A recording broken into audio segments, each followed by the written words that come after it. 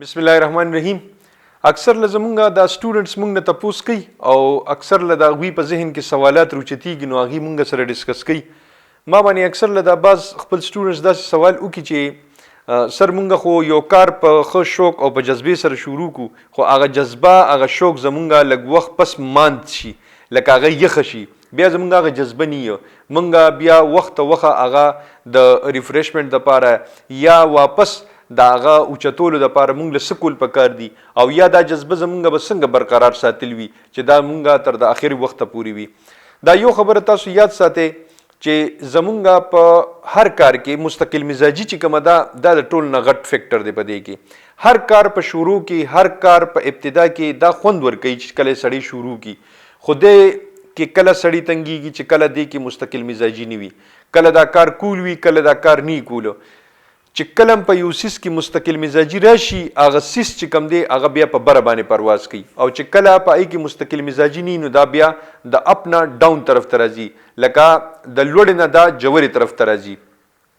تاسو د الله په دې نظام باندې سوچو کې د الله په دې نظام کې مستقل مزاجي ده سشي مستقل مزاجي ده نور ته وګورئ جی په کورونو کالو باندې هم په دقه مدار کې گردش کوي چرته پکې د سکند فرق نه دی راغلی چرته پکې معمولی فرق نه دی راغلی چرته دا نه دی ویلي چې نن پکې زه چوټي کوم نن به زه ناراضم یا تاسو ځان له بل څه بندوبست وکړئ سپوږمۍ ته وګورئ جی ستورو ته وګورئ دا ټول څیزونه زمونږه په دې خدمت کې الله پاک مصرف کړي دي او دا زمونږه په دې خدمت کې مصروف دي او دقه شان دا ټیمونه چې کوم دي د الله په هر کار کې حکمت وي د الله په هر یو سیس کې مونږ ته د مستقل مزاجي یو ورکوټي خبرې چې کوم دي پاغي کې مخکاري لکه مونږ ته وګوره لکه روجي ته وګوره روجه په خپل ټایم باندې دا خپل ځای کې دا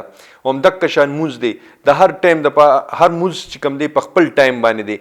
هم دغه شان اذان دی دا ټول خبرې چې تاسو د اسلام په دې پاڼه باندې کم سيزونه ګوره هغه کې به مستقل مزاجي تاسو ته په پیل سر کې ښکاری نو د الله پاک فطرت داده دغه شان فطرت کې چرته مونږ خپل اډاپټ کو او مونږ هم په ځان کې راولو ان شاء الله الله پاک به مونږ کلم نه خرابوي. صرف او صرف دغه یو خبره پکې یاد ساتل پکار دي چې مستقل مزاج کس چې کم دی دا په بره باندې زی او مستقل مزاجي والا کس خدای پاک نه خرابوي چې کله مهنتي خواري وي او وسره مستقل مزاجي وي نو الله پاک به تاسو لاره جوړي الله پاک به تاسو لاره درکې هغه سیس به پتا باندې خدای پاک کولاوي چې په کوم میدان کې مت لګي نو ان شاء الله هم په دغه شان ویډیوز کې بیا نور خبرې کو خوشاله او بریالي اوسه د لوی الله پامان.